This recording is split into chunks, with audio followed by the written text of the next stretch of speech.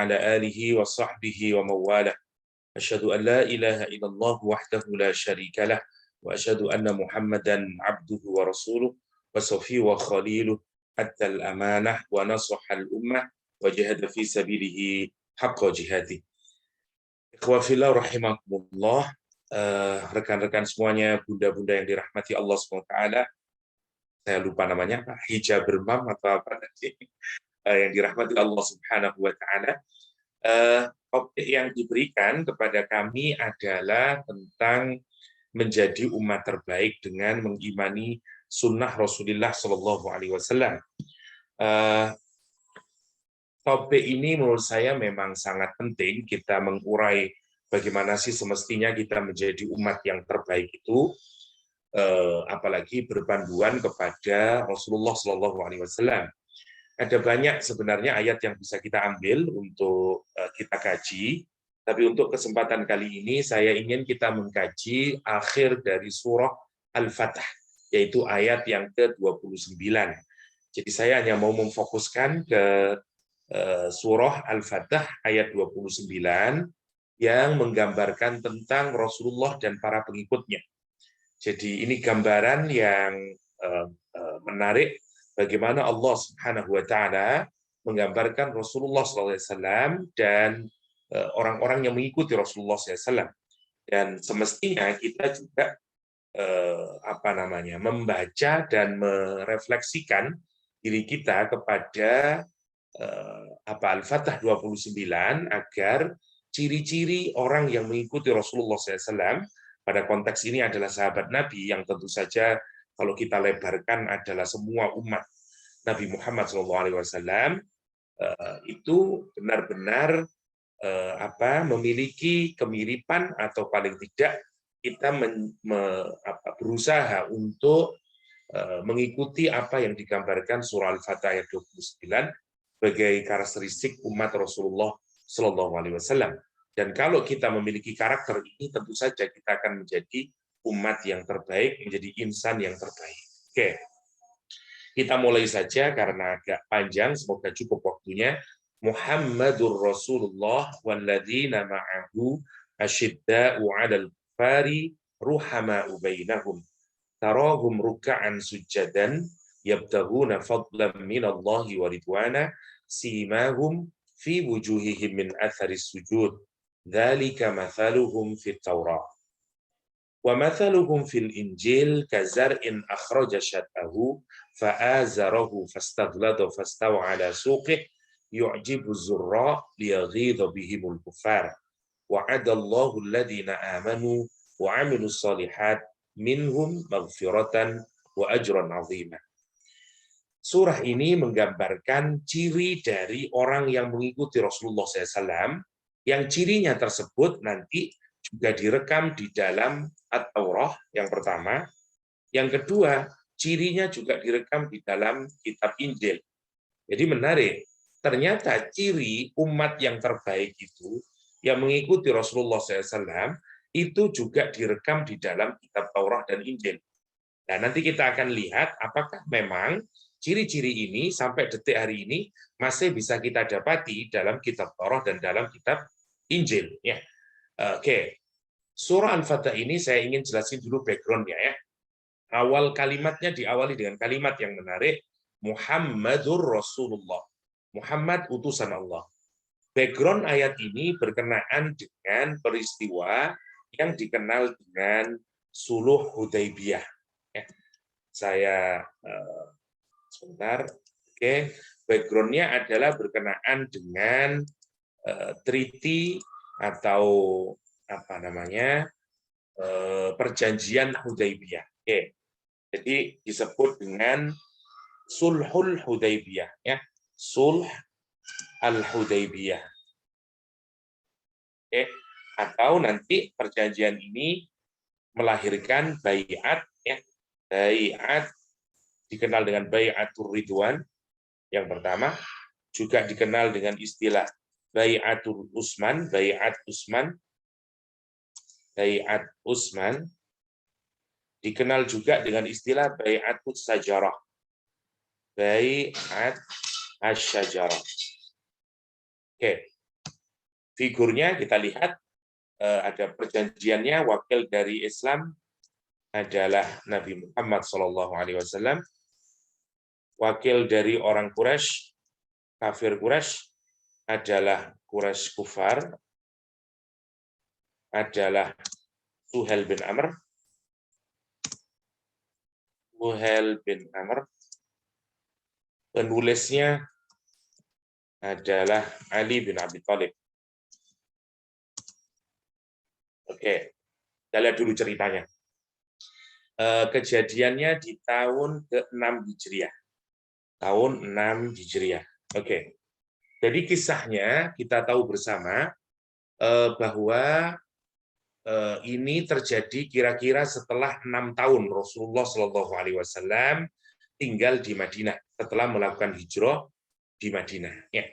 Permusuhan terhadap umat Islam dari kafir Quraisy sebenarnya tidak henti-hentinya. Kita melihat misalnya sejak kali pertama begitu Rasulullah SAW berhasil membangun negara kota Madinah, maka orang-orang kafir Quraisy itu sudah mulai berusaha untuk membumi hanguskan Madinah.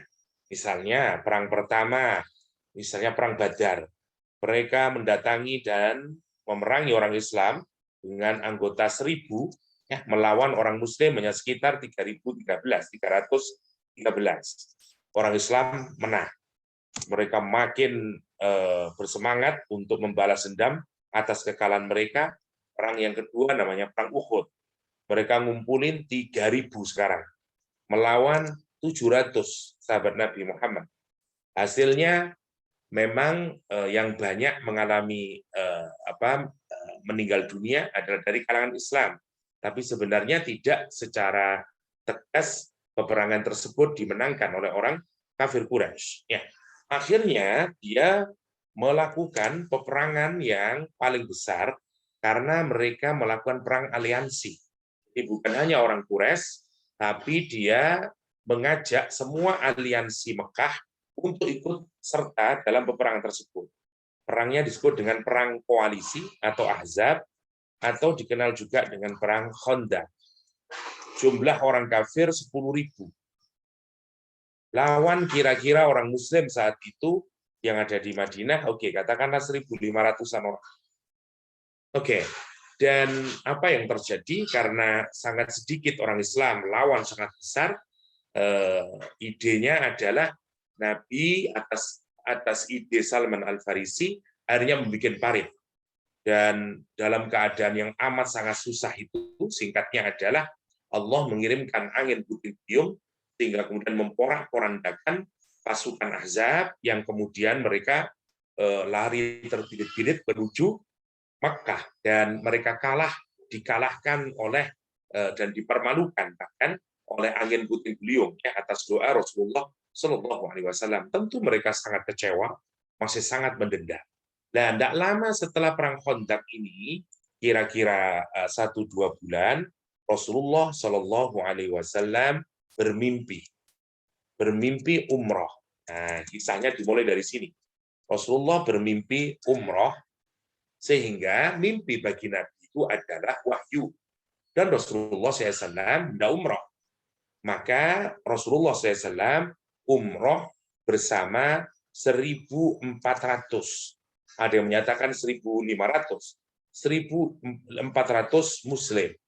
Tujuannya bukan untuk perang, tujuannya adalah untuk umroh.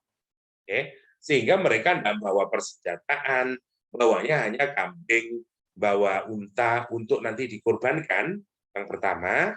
Yang kedua, mereka juga tidak membawa senjata. Ya, senjatanya adalah pisau yang akan digunakan untuk menyembelih hewan, karena memang tujuannya sama sekali tidak diniatkan untuk melakukan peperangan. Oke, bergeraklah 1.400 orang ini bersama Rasulullah SAW. Oke, ketika didengar bahwa orang-orang Islam dari Madinah berjumlah 1.400 bergerak menuju Makkah, orang Makkah tidak percaya kalau Nabi Muhammad hanya melakukan umroh. Mereka mengira Nabi Muhammad akan menyerang Makkah. Karena itu kemudian mereka mengutus Khalid bin Walid untuk menyerang pasukan Rasulullah SAW.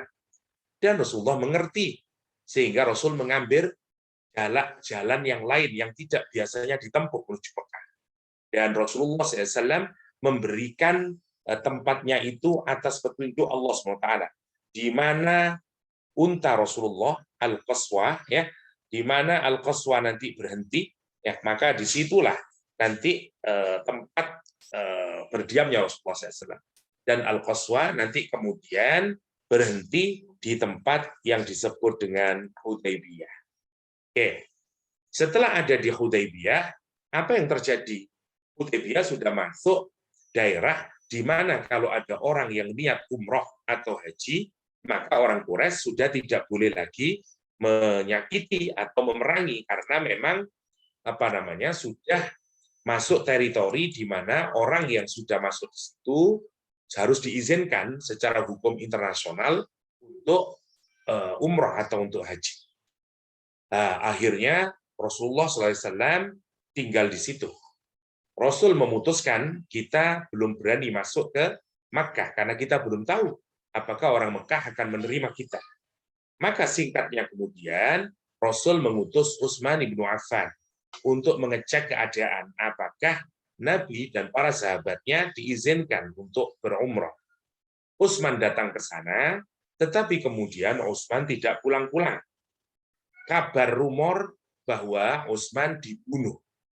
Dan kalau dalam situasi peperangan, kalau ada atau dua negara, kalau utusan itu datang dan kemudian dibunuh, maka itu artinya adalah dilaksanakan peperangan. Wah, maka karena Utsman tidak pulang-pulang, ya, maka diperkirakan ini akan, wah berarti ini orang Quraisy memang mungkin akan melancarkan peperangan. Sehingga apa yang terjadi? Rasulullah SAW meminta kepada para sahabatnya untuk siap-siap untuk melakukan peperangan jika memang orang Quraisy akan menyerang orang Islam. Maka mereka kemudian berbaiat kepada Rasulullah SAW. Tangan mereka diulurkan kepada Rasulullah SAW, menyatakan siap mati perang membela Rasulullah dan agama ini. Peristiwa itu, baiat itu dikenal dengan baiatur ridwan, ya, baiat yang nanti melahirkan keridhaan Allah Subhanahu wa taala, atau juga disebut dengan baiat Utsman, yaitu baiat yang pada awalnya terjadi karena tuntutan atas Utsman bin Affan, atau juga dikenal dengan baiat as-sajarah atau baiat di bawah pohon, karena memang Rasulullah SAW pada saat itu berada di bawah pohon. Oke. Nah, dalam keadaan yang genting itu, para sahabat sudah siap semuanya untuk berperang di jalan Allah. Utsman datang bersama wakil dari negosiatornya orang Quraisy, namanya Suhail bin Amr. Maka kemudian, ternyata Utsman tidak meninggal dunia, tidak dibunuh oleh mereka, sehingga dilaksanakanlah perjanjian antara orang Quraisy, kafir Quraisy, dengan Rasulullah SAW. Yang mencatat perjanjian tersebut adalah Ali bin Abi Thalib. Nah, perjanjian itu dikenal dengan Sulhul Hudaybiyah atau Suluh Hudaybiyah, atau biasa dikenal dengan perjanjian atau Treaty of Hudaybiyah. Maka sekarang wakilnya orang Islam adalah Nabi Muhammad SAW, wakilnya orang kafir adalah Suhail bin Amr, penulisnya adalah Ali bin Abi Thalib. Maka ditulislah pertama kali dengan kalimat Bismillahirrahmanirrahim. Rasul minta kepada Ali bin Abi Thalib, "Wahai Ali, tulislah Bismillahirrahmanirrahim." Suhail bin Amr bilang, apa itu Ar-Rahmanir-Rahim? Saya tidak tahu itu sifat Ar-Rahman Ar-Rahim. Saya taunya jangan, tidak usah dikasih Ar-Rahmanir-Rahim. Itu bukan Tuhan kami. Tulis saja dengan Bismi Allahumma. Maka Rasulullah SAW menyatakan, turutin saja Ali. Ditulislah Bismi Allahumma. Kemudian ditulis ini perjanjian antara Muhammad Shallallahu Alaihi Wasallam dengan Suhail bin Amr. Apa katanya Suhail bin Amr? Saya ini tidak percaya bahwa Muhammad itu adalah Rasulnya Allah. Kalau kami percaya Rasulnya Allah, ngapain terus kami ini tidak berbaiat kepada dia? Kepada dia. Tolong buang tulisan Rasulullah. Cukup kaitkan Muhammad dengan nama bapaknya. Muhammad bin Abdullah. Ali tidak mau. Ali tidak mau. Tapi Rasulullah SAW merintahkan kepada Ali, tulis saja. Maka lihat ayat ini. Ayat ini diawali dengan kalimat Muhammadur Rasulullah. Kalimatnya Muhammadur Rasulullah.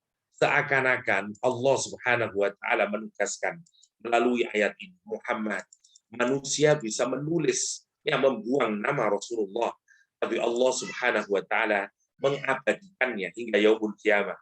Muhammad Rasulnya Allah Subhanahu wa taala. Sehingga di surah ini diawali dengan kata Rasulullah. Karena pada saat Sulh Hudaybiyah pada saat itu Rasulullah itu nama Rasulullah itu dihapus oleh Suhail bin Amr. Maka dilakukanlah perundingan. Saya singkatkannya sebelum kita masuk ke tafsir. Isi perundingannya menarik. Isinya perundingan tersebut adalah satu, perundingannya itu tidak ada umroh. Tidak ada umroh.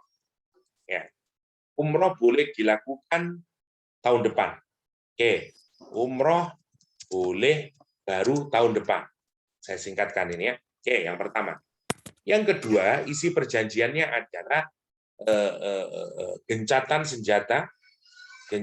senjata 10 tahun. Jadi tidak boleh orang Mekah menyerang Madinah, Madinah menyerang Mekah selama 10 tahun. Yang ketiga,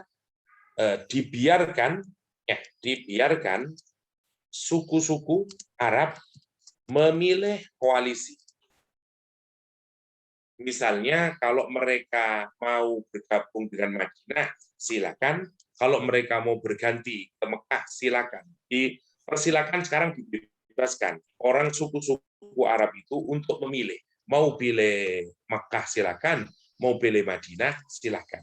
Yang paling terakhir, jika ada orang Mekah ya yang ditangkap oleh orang Madinah, maka wajib dikembalikan ke Mekah. Tapi tidak sebaliknya. Tidak sebaliknya. Oke. Sekarang kita melihat ada 4 perjanjian ini. Satu, tadi dari awal kesannya sudah orang Islam dikalahkan. Nama Rasulullah dihilangkan, nama Ar-Rahman Ar-Rahim dihilangkan. Setelah itu kemudian kalau kita mengamati dari 4 hasil ini, ya ini kita kalah 2 kali. Satu, tidak ada umroh, ini sudah kalah.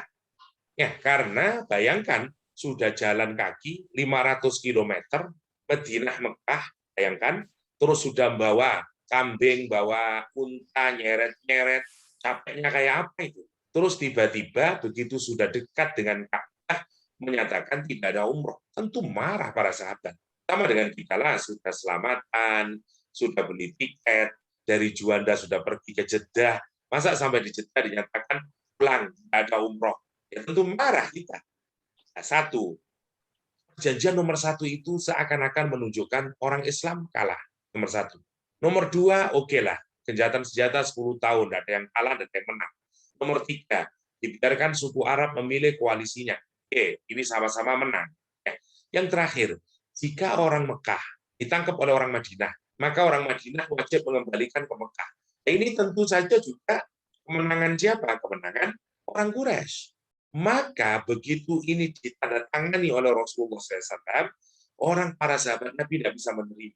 Kenapa? Karena ini tentu saja seakan-akan kita mengalah kepada kebatilan.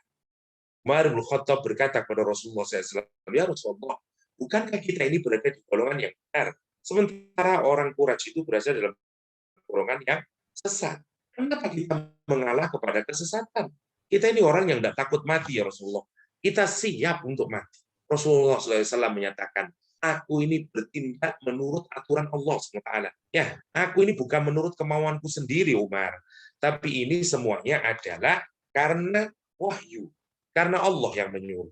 Oke, singkat cerita kemudian, background inilah yang menjadi latar dari surah Al-Fatah 29. Bahkan, begitu selesai ditandatangani, Suhail bin Amr ini punya anak, namanya Abu Jandal. Ya, pakai L ya, tidak ada, bukan Abu Janda, tapi Abu Jandal namanya. Abu Jandal ini menarik. Abu Jandal ini dulu bersama Rasulullah SAW di Mekah sudah masuk Islam. Tapi begitu dia masuk Islam, ayahnya marah. Ayahnya mengerangkeng. Kakinya dikasih rantai untuk tidak bisa keluar dia. Bilalah kersaning Gusti Allah, setelah sekian lama, sekian tahun, ini bisa melepaskan diri. Dan Abu Jandal sangat senang, dia lari ke tempatnya Rasulullah dan para sahabatnya, Hudaybiyah, sahabat semuanya memeluk dia. Alhamdulillah, selamat datang, ahlan wa sahlan, Abu Jandal. Tapi begitu mereka sudah senang sekali bertemu dengan saudaranya namanya Abu Jandal, apa kata ayahnya, Suhail bin Amr, Muhammad, kamu baru saja menandatangani perjanjian. Isi perjanjiannya adalah jika ada orang Mekah yang kemudian ketangkep oleh orang Madinah, wajib mengembalikan lagi ke Mekah. Diminta lagi, ayo berikan ke sini. Tentu saja hatta Abu Jandal tidak bisa menolaknya, menerimanya. Ya Rasulullah, kenapa harus aku dikembalikan lagi? Misalnya ya. Jadi berat sekali situasinya saat itu. Nah, turunlah ayat ini kemudian. Muhammadur Rasulullah walladzina ma'ahu asyidda'u 'alal kuffar. Mari kita lihat sekarang untuk menjadi insan terbaik, umat terbaik. Yang pertama, Muhammadur Rasulullah, Muhammad utusan Allah. Walladzina ma'ahu, dan orang-orang yang mengikuti Nabi Muhammad. Orang-orang yang membersamai Nabi Muhammad SAW. Ciri pertama dari umat yang terbaik, ya, dari orang yang akan menjadi umat Rasulullah yang terbaik, menjadi umat Islam yang terbaik adalah dia ma'ahu, dia membersamai Rasulullah SAW. Bahkan kalimatnya bukan menggunakan kalimat mengikuti, bukan walladzina taba'uhu, tapi kalimatnya menggunakan kalimat walladzina ma'ahu, dan mereka yang membersamai Rasulullah SAW. Apa hikmahnya nomor satu? Umat yang terbaik itu adalah dia akan membersamai Rasulullah dalam keadaan apapun, susah, sengsara, sedih, bahagia, dalam keadaan senang atau tidak senang. Mereka adalah ma'ah, bersama Nabi Muhammad Shallallahu Alaihi Wasallam, sam'an wa ta'atan. Seperti yang kita lihat tadi, ya, baru saja selesai perang, belum lama Nabi memutuskan ke kandangnya musuh. Sahabat berjalan, ikut serta. Padahal kalau kita pikirkan, itu seperti kata orang Jawa, ulo marani gepuk. Bayangin, baru kemarin peperangan, terus sekarang kita datang, bayangin, tidak dalam persiapan yang matang.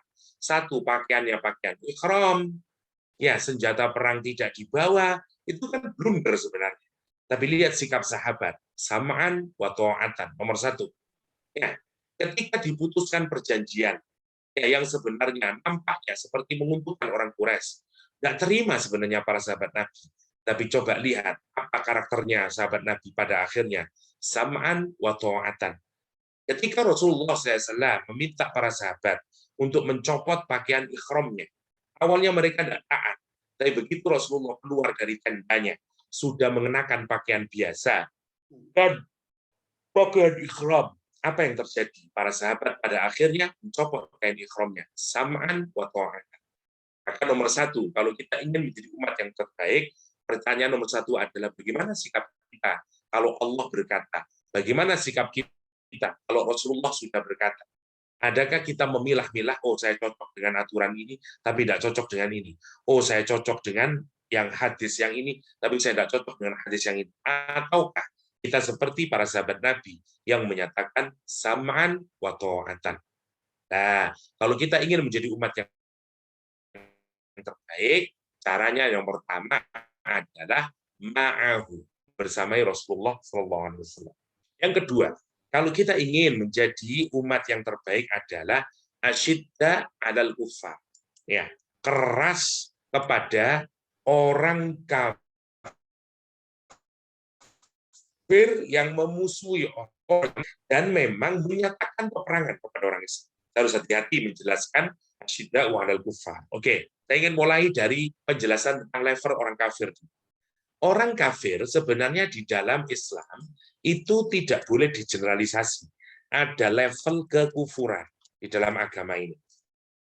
Samalah, misalnya kita bisa menyebut ada orang Muslim, ada orang mukmin, ada orang muttaqin, ada orang muhsinin. Tentu semuanya berbeda.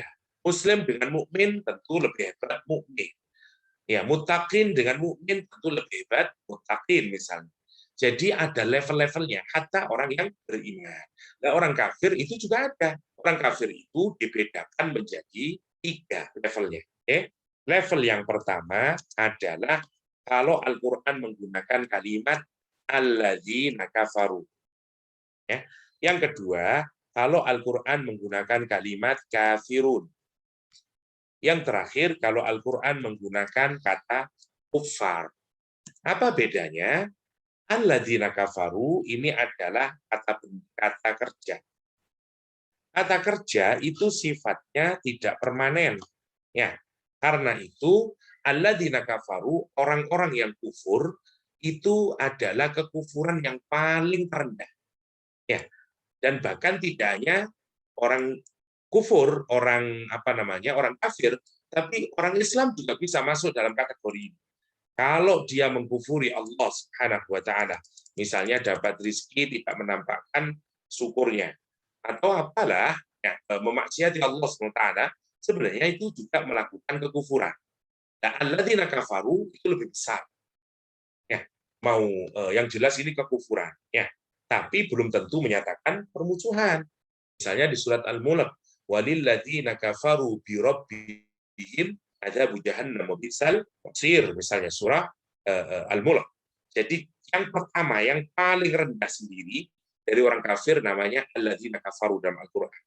Naik lagi namanya kafirun, seperti kul ya ayyuhal kafirun. Orang kafirun ini kata benda. Kata benda yang maknanya tentu lebih solid, lebih permanen. Maka kafirun adalah orang kafir yang kekufurannya sudah sangat kokoh. Ya, dia secara i'tiqad sudah kafir. Maka mana sekarang level kekufurannya lebih besar? Alladzina kafaru atau kafirun? Kafirun lebih kuat kekufurannya. Dan yang terakhir adalah kuffar. Kuffar juga kata benda dan dia adalah jamak taksir istilahnya. Jamak taksir. Ini menunjukkan apa? Menunjukkan tingkat kekafiran yang paling puncak. Kufur yang bukan hanya kufur, tapi kufur yang membenci Rasulullah SAW, membenci agama ini, menyatakan peperangan terhadap agama ini. Jadi harus hati-hati, kalimat ini menyatakan keras kepada orang kafir, tapi kalimat yang dipakai adalah kufar. Bukan alladzina kafaru, bukan kafir, bukan begini kalimatnya. Muhammadur Rasulullah walladzina ma'ahu asyidda'u 'alal ladzina kafaru. Bukan begitu. Atau kalimatnya asyidda'u 'alal kafirin. Bukan begitu juga. Tapi kalimatnya asyidda'u 'alal kuffar. Apa artinya? Ciri kedua dari pengikut Rasulullah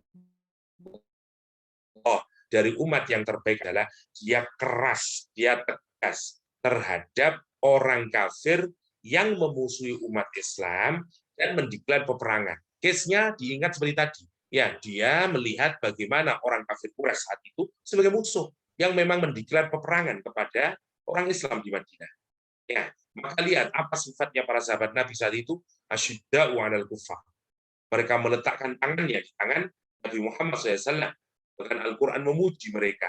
Kata Al-Quran Karim adalah laqad radiyallahu 'anil mu'minina idz yubayyi'unaka tahta syajarah. Sungguh Allah ridho terhadap orang mukmin yang berbaiat di bawah pohon, yaitu baiatur ridwan. Ya, bahkan Al-Quran menyatakan yadullah fauqa aydihim. Tangan Allah berada di atas tangan mereka misalnya. Untuk menunjukkan apa ini? Menunjukkan keridhaan Allah Subhanahu wa taala.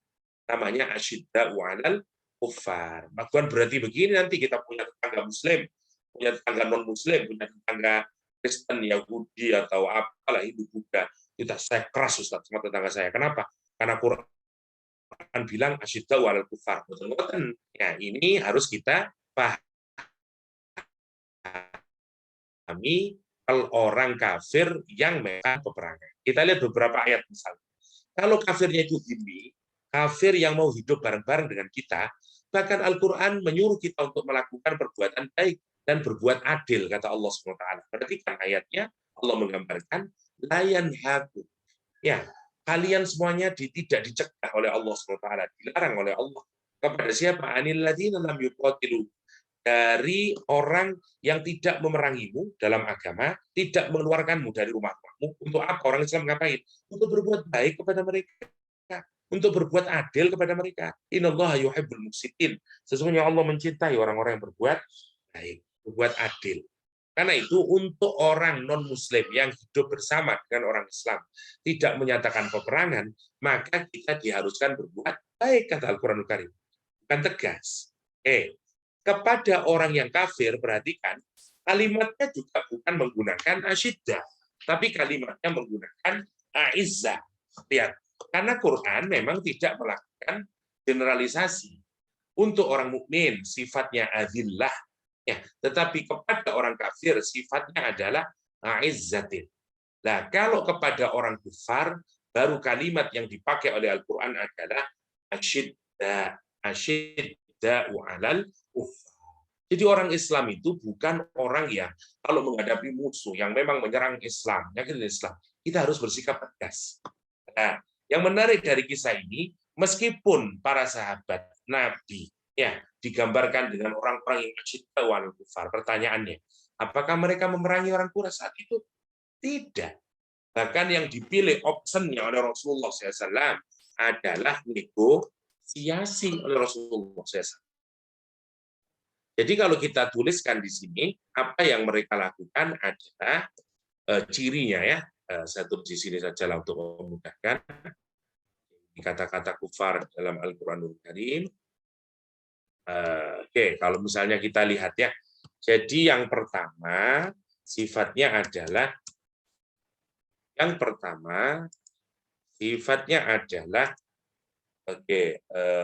tadi apa?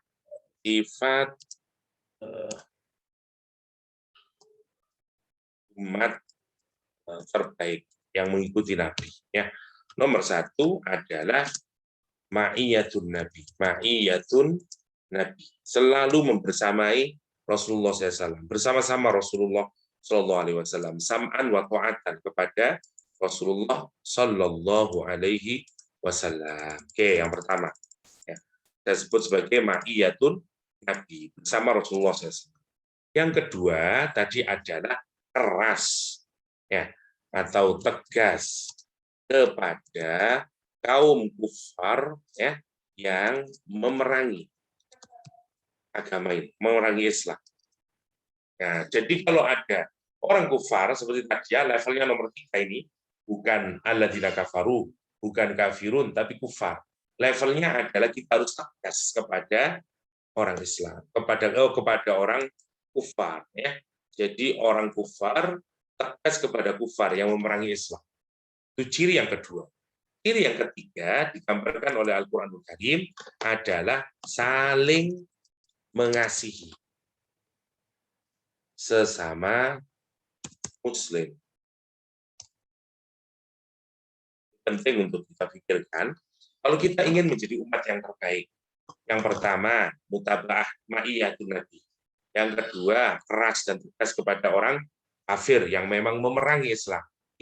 Yang keempat, saling mengasihi sesama Muslim. Ruhama'u bainah. Ruhama'u bainah. Ini mereka saling mencintai sama Muslim. Mari kita pikirkan bagaimana sikap kita hari-hari ini. Ada orang NU, ada orang Muhammadiyah, ada Daku, ada Wasiliyah, ada Hizbut Tahrir, ada macam-macam. Bagaimana sikap kita berhadapan dengan beberapa teman kita se-Islam? Adakah kita ini saling mencaci, saling maki, seakan-akan surga hanya milik kita saja? Atau justru kita saling mengembangkan sifat ruhama, ya saling mengasihi semua orang Muslim.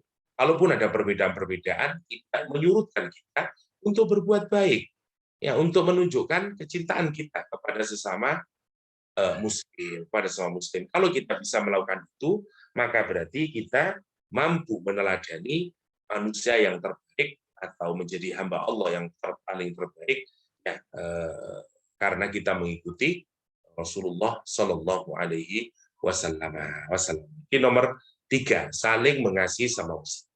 Sehingga nanti kita ini hanya membenci atau tidak membenci hanya karena Allah SWT. Di mana hadis menyebutkannya, man ahabba lillah wa abghadha lillah wa atiya lillah wa mana'a lillah faqad istakmalal iman. Siapa yang mencintai karena Allah, yang membenci karena Allah, memberi karena Allah, menahan karena Allah, faqad istakmalal iman, maka imannya menjadi sempurna. Masya Allah ya. Makanya kita ngikutin ini sekarang. Ngikutin karakter dari Rasulullah SAW dan para pengikutnya. Oke, ruhama ubainakum. Sekarang ciri yang keempat. Ya, tarahum ruka'an sujadan. Rukuk, sujud. Rukuk dan sujud dirinya. Dan ini melahirkan apa? Ahli ibadah. Ahli ibadah atau ahli ibadah atau ahli sholat. Oke. Kesuksesan Rasulullah SAW itu bukan karena misalnya umatnya bisa membangun negara yang hebat, misalnya rakyatnya makmur, banyaknya. Bukan itu yang diinginkan Nabi dalam Al-Quran. Bahkan kesuksesan Nabi itu digambarkan dengan tarohum ruka'an. Kamu akan melihat mereka rukuk dan sujud. Artinya, kalau kita ini semuanya ahli ibadah, sholatnya baik, itu yang membuat Kanjeng Nabi merasa sukses. Namanya tarohum ruka'an sujada. Tarohum ruka'an sujada. Dan yang kelima, saya cepatkan, materi kita agak banyak. Yang kelima, tarohum ruka'an sujadan. Sekarang motifnya. Motifnya adalah yabtaghuna fadlan minallah. Mencari fadlnya Allah, ya, fadlnya Allah. Yang keenam, mencari ridho Allah. Kan ridho Roma, tapi ridhonya Allah. Ya. Yang kelima sekarang, mencari fadl Allah. Apa disebut dengan fadl? Fadl Allah itu begini misalnya. Kalau kita ini bekerja, yang kita pastikan mulai cara kita bekerjanya, bahan yang kita kerjakan, semua prasyaratnya, prosedurnya, semua kita pastikan tidak ada melanggar aturan Allah, maka rizki yang kita terima namanya fadl. Fadl. Jadi karunia yang didapatkan setelah kita ibadah atau setelah kita tunaikan kewajiban kita kepada Allah SWT. Kalau misalnya kita dagang, ya dengan semua cara dagang yang tidak melanggar aturan Allah SWT, namanya mencari fadl Allah. Cirinya orang yang paling the best mengikuti Rasulullah. Yang keenam, mencari ridho Allah.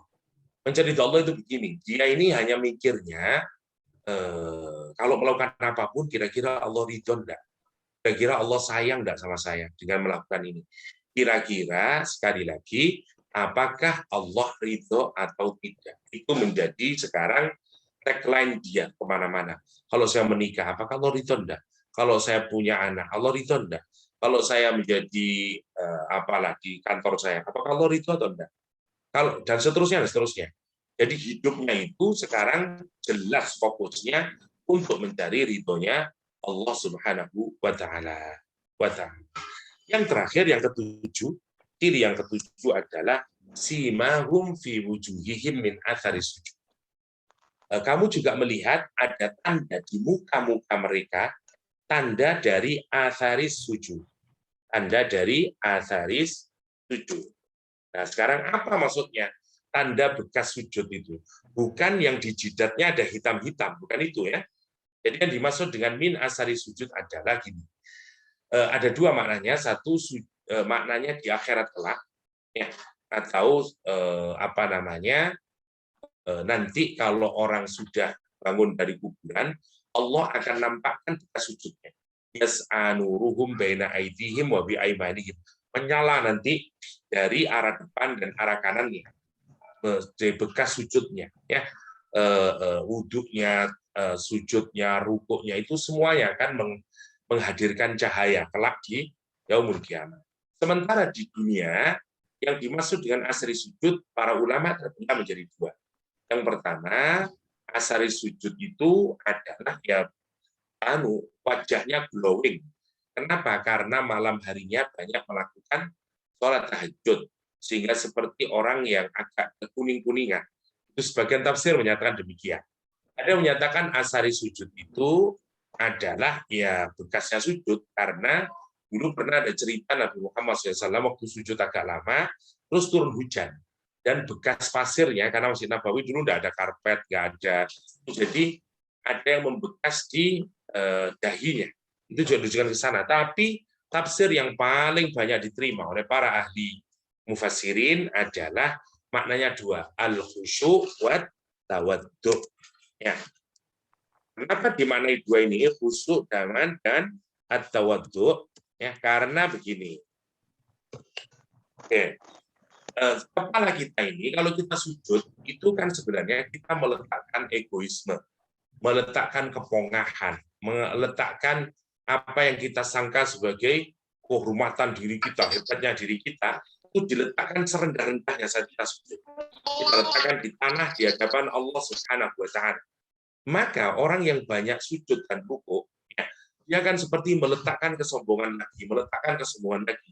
Maka bekas sujudnya itu kalau dia rajin sholatnya akan muncul dalam perilakunya, yaitu orang yang khusyuk, orang yang tawaddu, ya, orang yang tawaddu, bukan seperti orang yang mengagungkan dirinya sendiri, selfish, ya. Jadi masa siapa saya ini, saya bukan begitu. Kalau kita modelnya begitu, memang kita tidak seperti apa pengikutnya Rasulullah, umat yang terbaik. Karena umat yang terbaik itu wajahnya khusyuk, wajahnya tawaddu, ya, karena semua bagi dia hanyalah sesuatu yang kecil saja.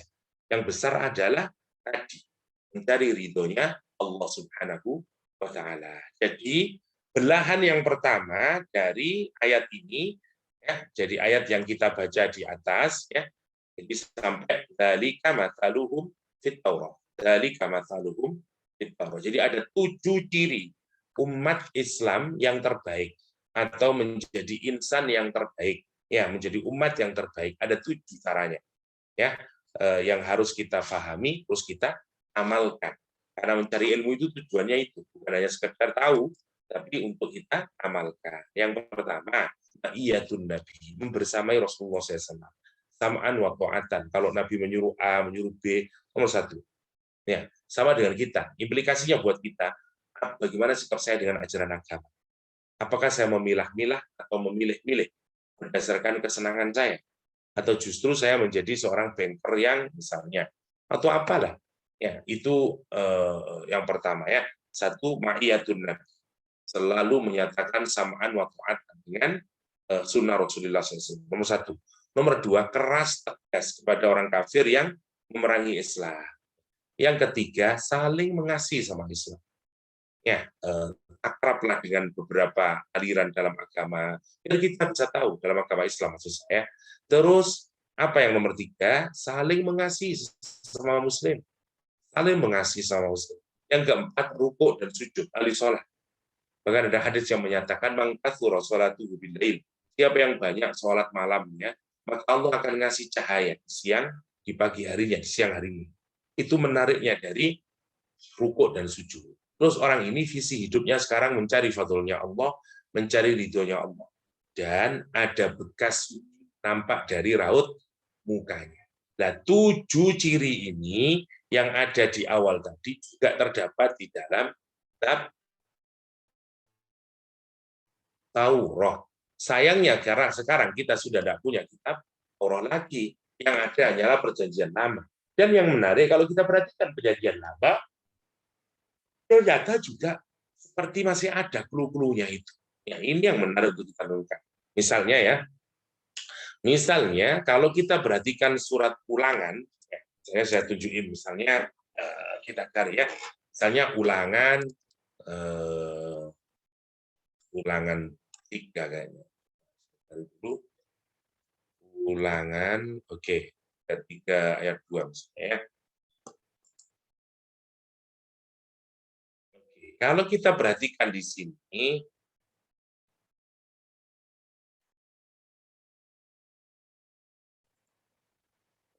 Ini kata Allah SWT di ayat ini, masih ada cirinya di dalam Taurat. Ya. Kita sekarang hanya punya perjanjian lama, ya, yang menggambarkan kitab Taurat. Oke, perjanjian lama. Oke, sekarang kita pikirkan ini ayat di surah di pasal di kitab Ulangan ayat 2. Sekarang kita lihat. Tuhan datang dari Sinai dan bangkit bagi mereka dari Seir, dia tampak bersinaran di Gunung Paran. Sebenarnya 3 lokasi ini menggambarkan 3 lokasi Nabi. Ya, satu dari Tuhannya datang dari Gunung Sinai, yaitu kepada Nabi Musa alaihissalam. Nanti cahayanya makin mekar lagi, makin besar lagi cahayanya, bangkit cahaya di mana? Dari Seir, tempatnya Nabi Muhammad SAW. Dan nanti ujungnya dia akan tampak bersinar di Makkah, di Gunung Paran, Dan sepakat sekarang Gunung Paran itu adalah Makkah. Dia datang dari antara puluhan ribu orang kudus loh. Jadi sahabat Nabi itu orangnya kudus. Sayangnya kita tidak mendapatkan detail yang aslinya sudah ya, karena banyak yang koran. Di sebelah kanannya ada api yang bercahaya bagi mereka. Ini untuk menunjukkan apa? Sekali lagi bahwa 7 sifat ini adalah 7 sifat yang apabila kita laksanakan, insya Allah membuat kita layak untuk menjadi makhluk atau menjadi umat Nabi Muhammad yang paling Oke. Yang pertama, gambaran dari sifat umat Nabi Muhammad yang terbaik. Kita ulang lagi ya, ma'iyatun Nabi, keras tegas kepada orang kufur, orang Islam, saling mengasihi sama Islam, rukuk dan sujud ya sebagai ahli ibadah atau sholat, mencari fadlnya Allah, mencari ridhonya Allah, dan asari sujud. Ada bekas sujudnya. Insya Allah. Oke, sekarang kita akhiri dengan contoh yang kedua, gambaran Allah SWT, baru nanti kita buka tanya jawab kalau misalnya ada tanya jawab. Wa masaluhum fil Injil. Dan perumpamaan pengikut Nabi Muhammad itu di dalam kitab Injil, yaitu kazar'in akhraja syat'ahu fa'azarahu fastaghlada fastawa ala suqih. Oke, saya jelasin dulu. Ayat berikutnya ini menjelaskan tentang perumpamaan umatnya Nabi Muhammad SAW di surah Al-Fatah ayat terakhir. Bunyinya begini, kalau kita perhatikan, perumpamaan mereka di dalam kitab Injil seperti zar'in, seperti pohon. Oke? Kalau kita nanam pohon dari benih, kemudian apa yang terjadi? Akhraja syat'ahu, keluar tunasnya. Tapi masih ringkih, karena tidak ada yang menyangga dia. Jadi ringkih dia sebenarnya. Nah, terus Allah menyatakan fa'azarahu, ditebelkan, dikeraskan, dipastikan, namanya fa'azarahu. Sekarang awalnya umat yang mengikuti Nabi Muhammad itu seperti kazar'in, seperti pertanian atau seperti pohon yang kemudian membelah tanah, ya, kemudian muncul menjadi bibitnya kemudian fastaghlado, makin dikokohkan lagi, fastawa ala suqih, dan kemudian berlayarlah ya fastaghlado fastawa ala suqih. Jadi semakin tunasnya tadi atau biji yang keluar itu seperti kecambah, sekarang makin tebal fa'azarahu, karena ditopang sekarang makin kuat, fastaghlado fastawa ala suqih. Semakin kuat, semakin besar, sekarang sudah seperti fastawa ala suqih. Kuat batangnya sampai menjadi pohon, rindang buah daun-daunnya, buahnya banyak, memberikan kenikmatan. Akhirnya apa? Yu'jibu zurra, membuat para petani yang lain kagum-kagum. Wow, anggurnya bagus banget, tanamannya bagus banget, kira-kira begitu. Yang kedua, liyaghidha bikumul kufar. Sementara orang kufar menjadi bersungut-sungut, orang kufar menjadi nggak suka, benci orang kufar. Nah, wa'adallahu alladziina aamanu wa 'amilus shalihat minhum maghfiratan wa ajran karima. Allah menjanjikan kepada mereka yang beriman dan beramal soleh, bagi mereka mendapatkan maghfirah wa ajran azima. Oke, kita lihat sekarang ciri yang kedua yang dijelaskan Allah SWT di dalam kitab Al-Quran ini, dan juga katanya masih ada rekamannya di Injil. Ya. Mari kita lihat ciri yang kedua. Allah Subhanahu wa taala menyatakan seperti pohon. Ya, yang kemudian ringkih tapi ditebalkan, kemudian tumbuh batangnya, kemudian makin membesar sehingga menjadi menjadi pohon yang nanti menghasilkan buah-buahan dan bunga. Ini masih ada di dalam kitab Injil. Mari kita lihat, tadi saya beberapa melihat ya, misalnya di Matius sama di Markus juga ada ya. Hanya untuk menunjukkan kepada kita, mari kita lihat misalnya. Oke, kalau kita melihat di sini ada beberapa hal yang menarik untuk kita pikirkan.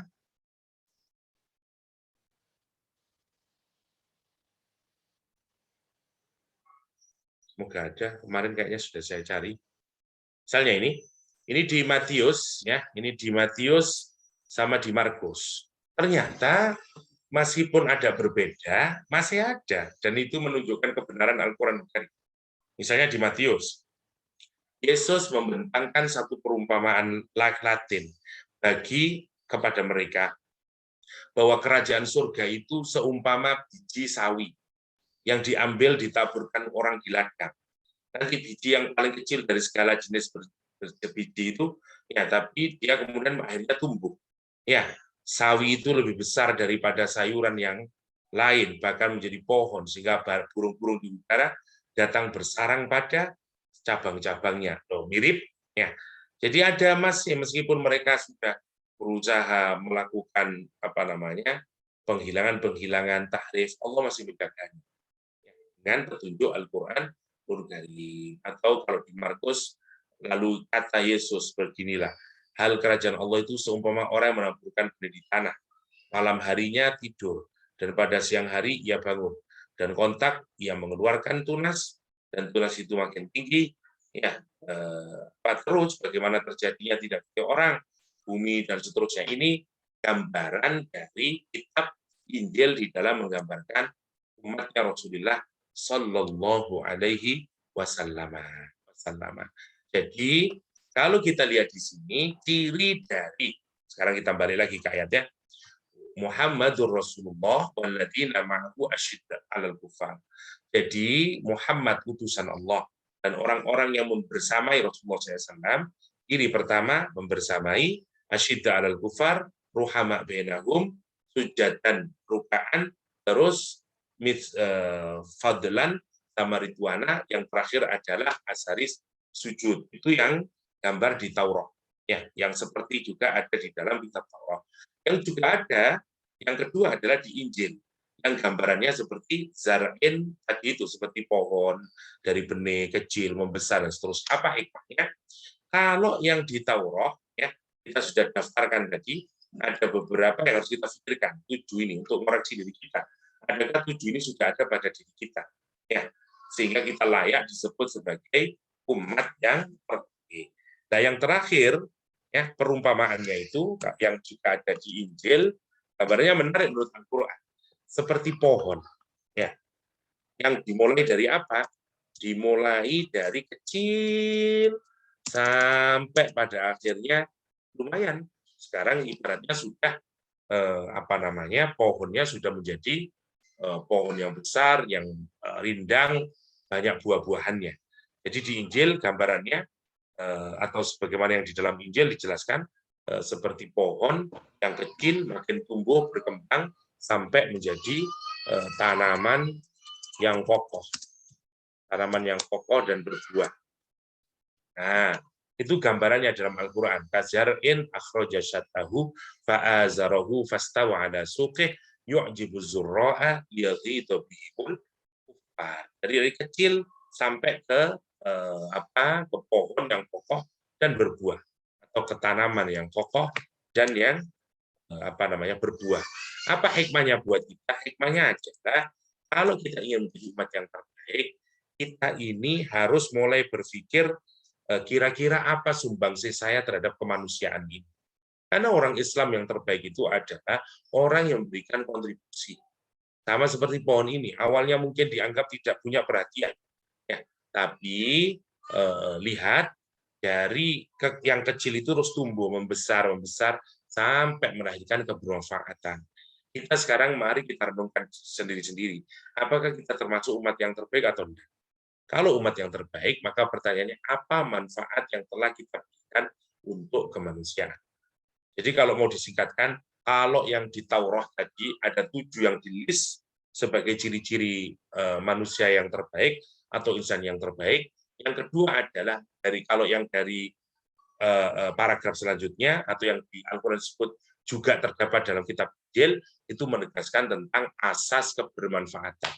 Apakah imanmu itu telah menghasilkan kontribusi positif bagi masyarakat? Itu yang harus difikirkan. Kalau kita bisa dua-duanya ini, ya memenuhi ciri yang ada di dalam Taurat juga, dan memenuhi yang ada di dalam Injil, apa kata Allah? Wa'adallahu alladhina amanu.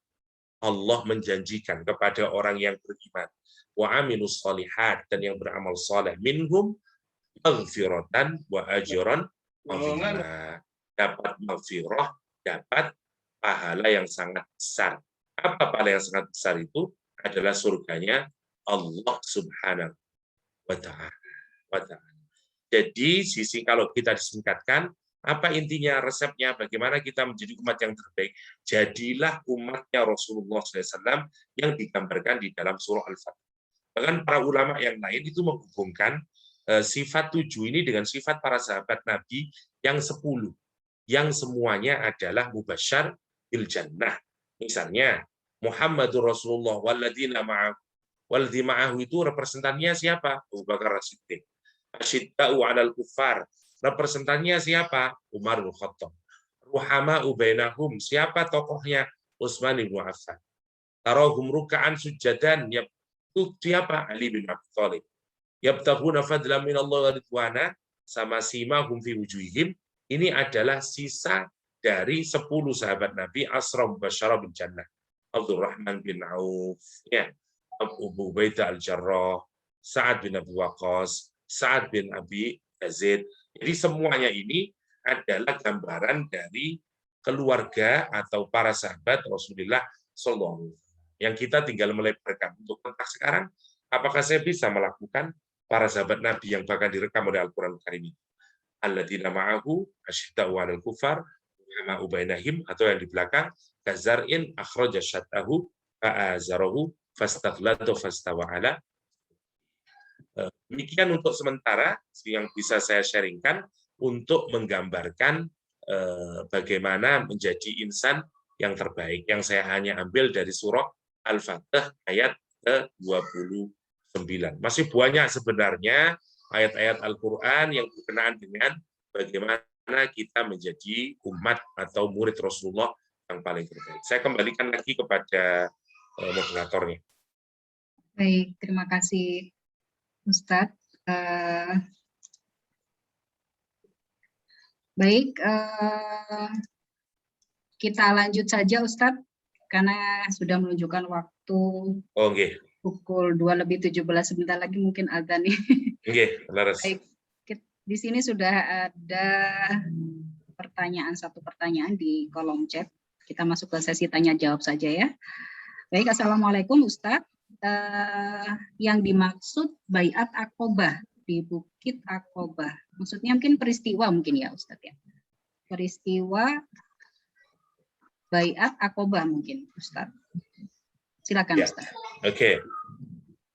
Berbeda ya kalau Baiat Aqobah 1, Aqobah 2 dengan Hudaybiyah beda.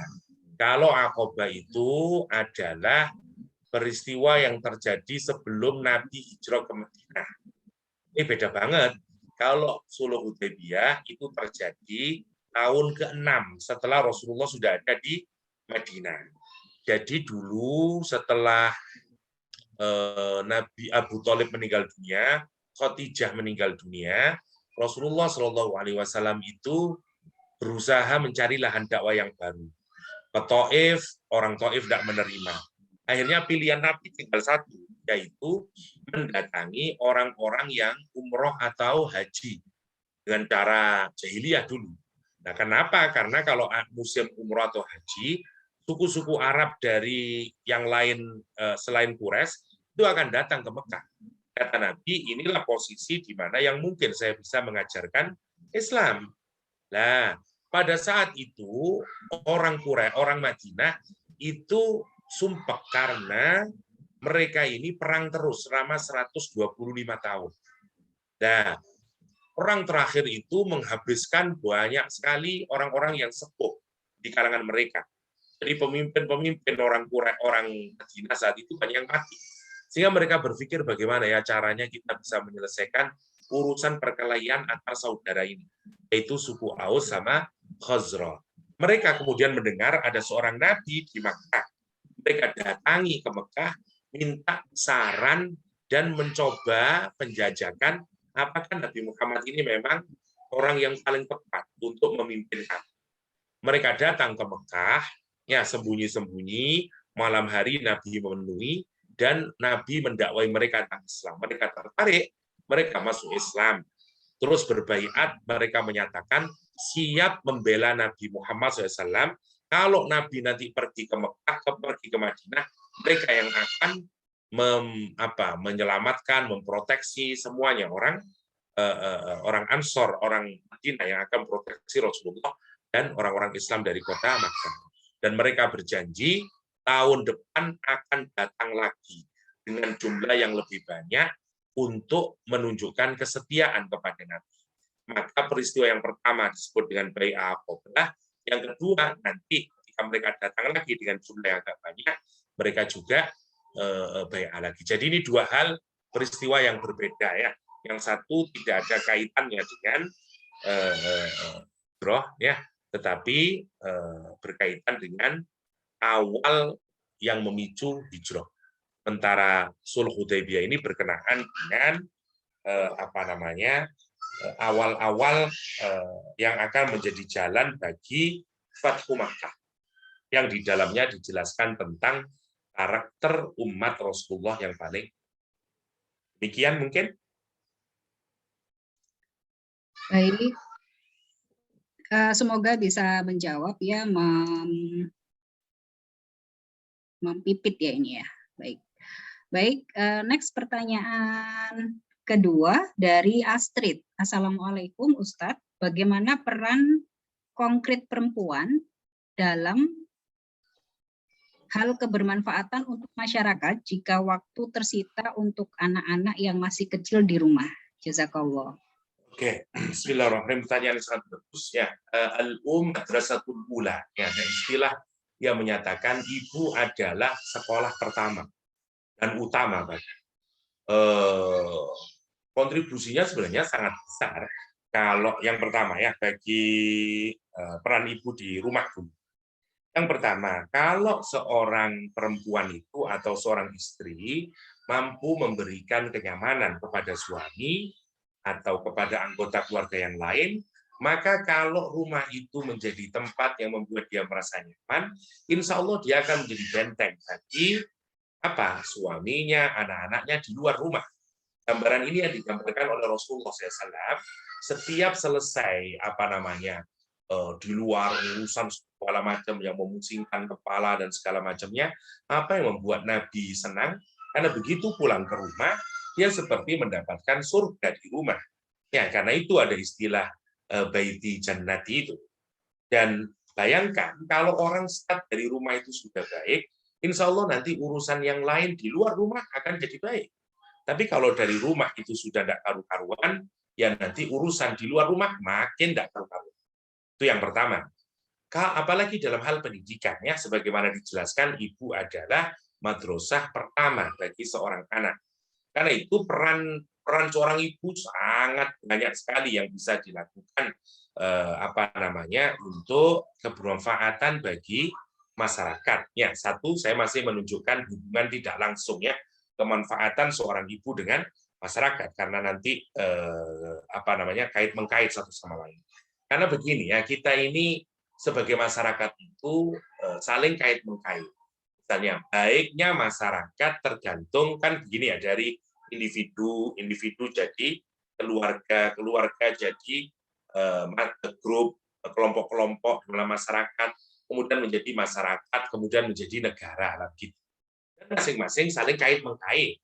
Kalau kelompok-kelompok dalam masyarakatnya baik, maka tentu saja negaranya baik. Ya sama nanti. Kalau keluarga-keluarga itu pada baik, maka tentu saja kelompok-kelompok yang di masyarakat jadi baik. Kalau individu-individu baik, maka insya Allah keluarga juga akan baik. Karena dia saling kait-mengkait. Nah, tinggal pilihlah tugas apa atau peran apa yang bisa kita lakukan yang paling maksimal bisa lakukan. Di samping ngurusin keluarga kita, apalagi yang masih punya anak kecil. Sekian banyak hari ini yang bisa kita pikirkannya. Ada yang beraktivitas di media sosial, misalnya terserah nulis Instagram yang baik, menulis di WhatsApp yang baik, menulis di Facebook yang baik. Oh, banyak hal yang bisa dilakukan. Itu satu contoh. Yang banyak lah bagi yang macam-macam yang bisa kita lakukan dari aspek apa? Dari aspek ekonomi, ya dari aspek pendidikan, dari aspek sekarang terlalu sangat banyak apa peluang-peluang yang bisa kita lakukan untuk agar kita punya kebermanfaatan secara maksimal baik bagi diri kita, keluarga kita, dan terutama bagi masyarakat secara luas. Kira-kira begitu. Baik, Masya Allah. Jadi mungkin kita perlu tahu tentang Sirah Nabawiyah yang lebih detail lagi ya Ustadz ya. Laras. Baik, yang mungkin bisa dikorelasikan dengan kehidupan kita sekarang, terutama untuk moms nih yang sebagai ibu rumah tangga ya. Baik, di situ mungkin banyak sekali peristiwa-peristiwa yang mungkin bisa kita teladani ya. Dari istri-istri Nabi juga bisa kita contoh.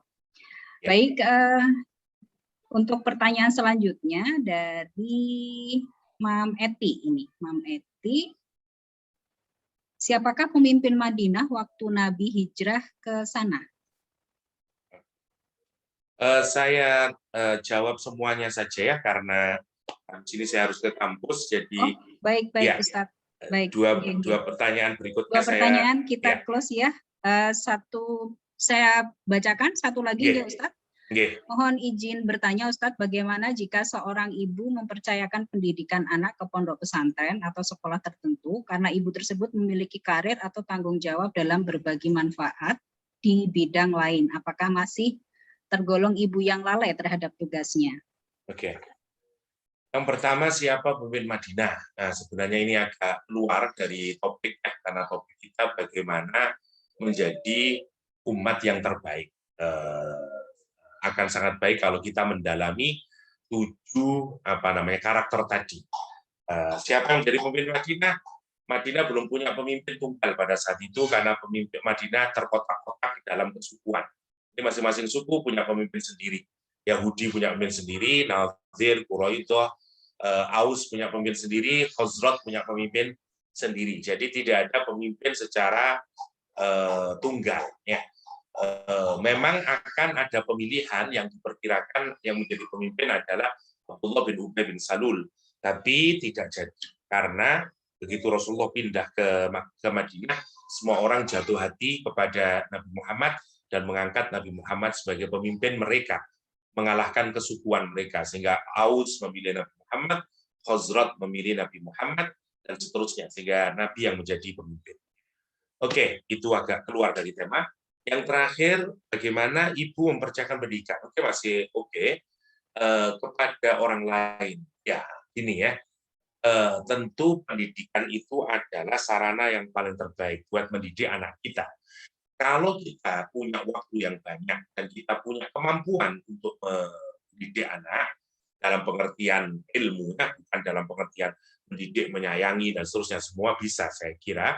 Tapi kalau misalnya mendidik, kita mau mendapatkan anak kita mengerti Quran, mengerti hadis, mengerti akhlak yang baik, dan seterusnya, dengan kompleksitas yang banyak itu, misalnya kita tidak punya waktu, apalagi kita bekerja, dan seterusnya, kita tentu mempercayakan pendidikan kepada pondok adalah salah satu alternatif yang paling terbaik.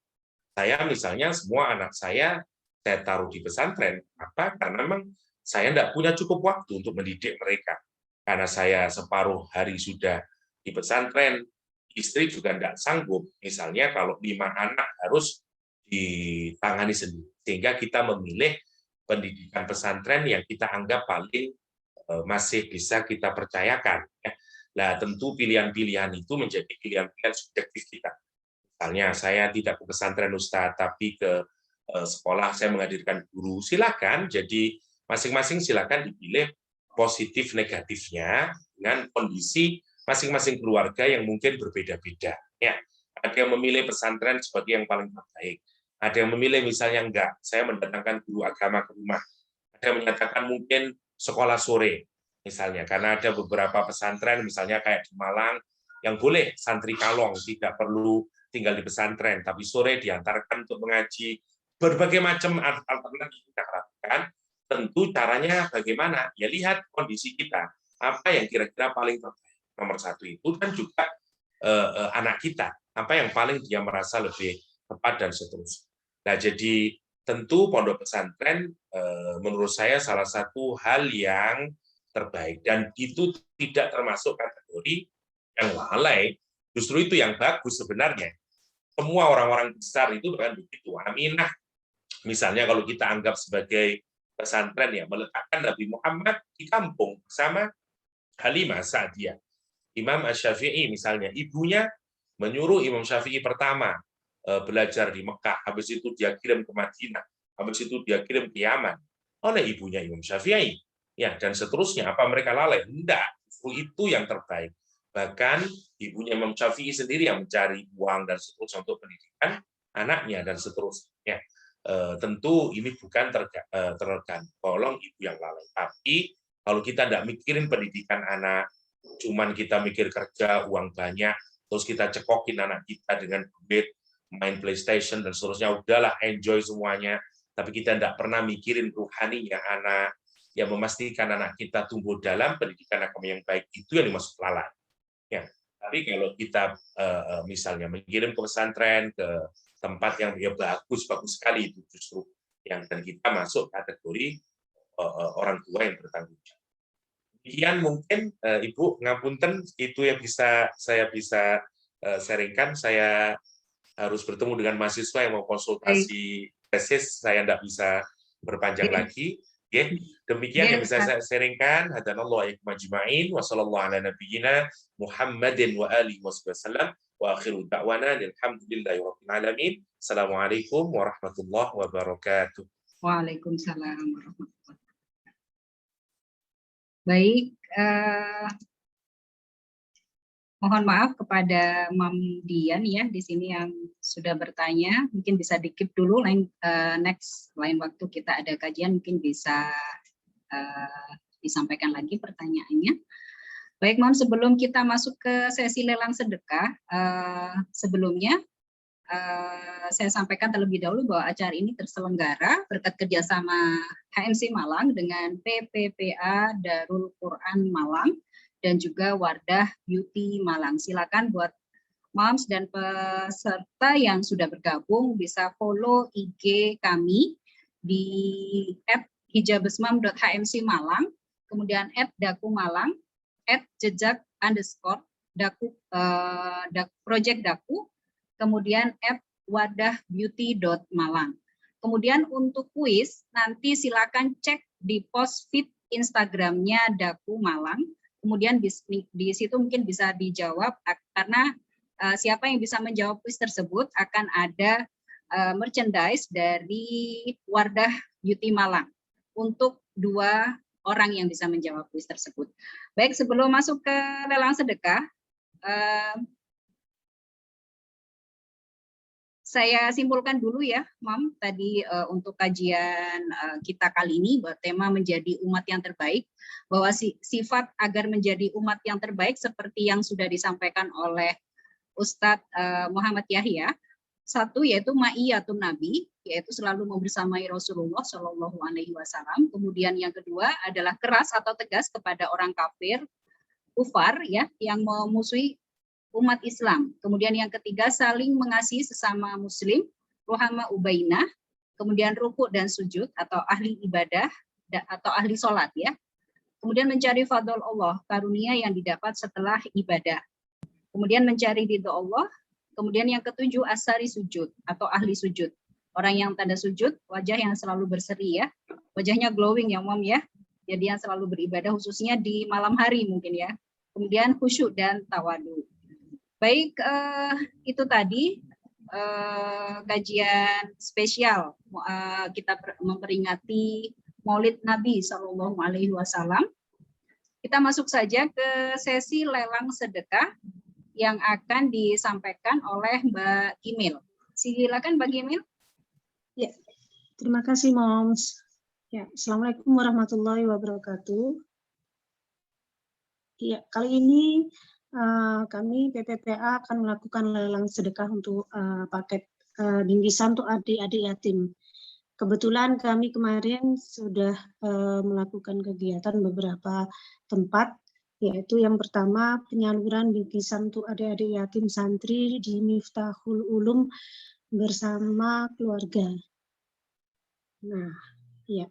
Yang kedua, kita penyaluran bingkisan untuk adik-adik yatim di Rumah Taufik Soikona Khalil di Pasuruan.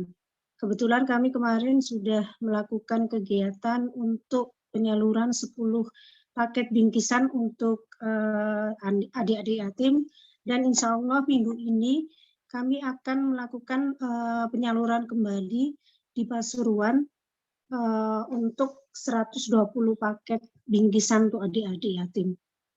Mungkin silahkan dari moms-moms yang mungkin berkenan untuk bisa berkomitmen ke depannya untuk lelang kali ini, bisa nanti bisa berkomitmen di sini, bisa nanti bisa dalam 1 tahun sekaligus ataupun dalam setiap bulan 150 bisa, nanti tergantung komitmen dari bunda-bunda. Moms, maaf ya, moms ya. Ya. Kemudian kalau misalkan pengen untuk berkomitmen, nanti bisa langsung chat ke room Zoom ini atau bisa melewati WA yang WA admin di nomor 0822 340 3940. Bentar, saya bantu tulis ya Mbak.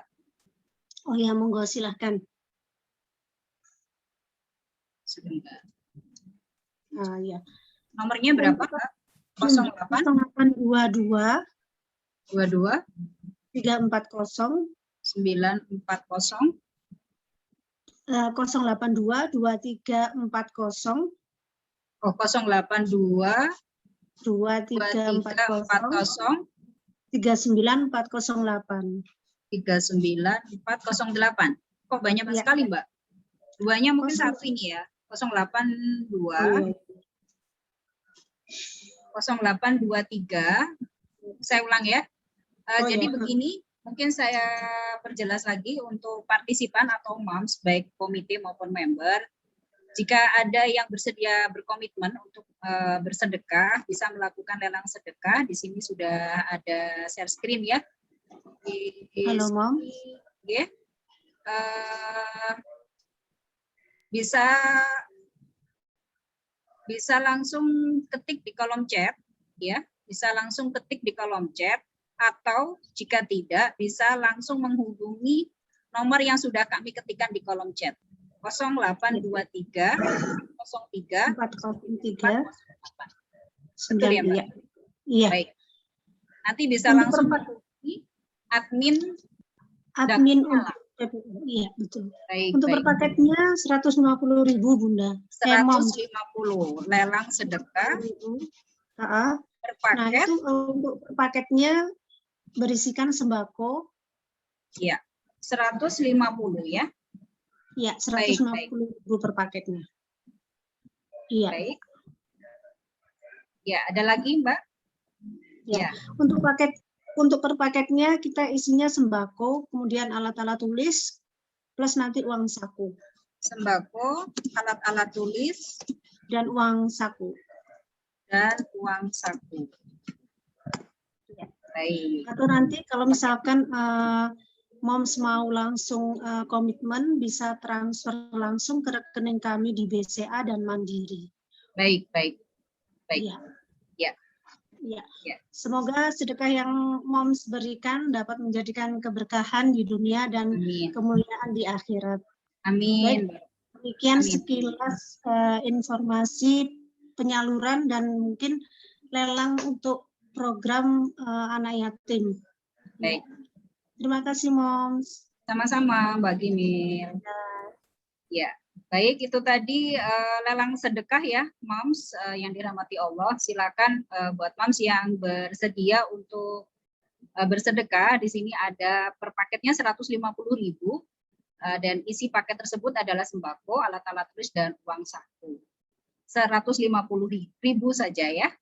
Baik, sekali lagi mungkin bisa DM jika tidak bisa menghubungi lewat WhatsApp.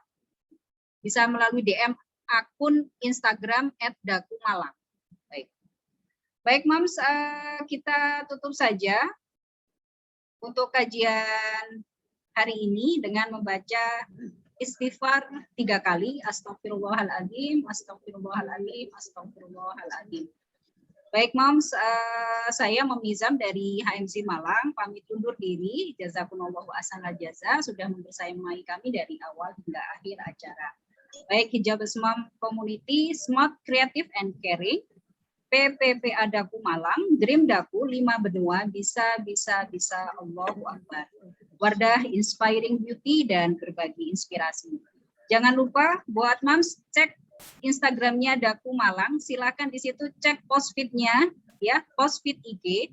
Kemudian di situ ada kuis, silakan dijawab melalui DM. Nanti akan ada gift dari Wardah, ya, silakan follow.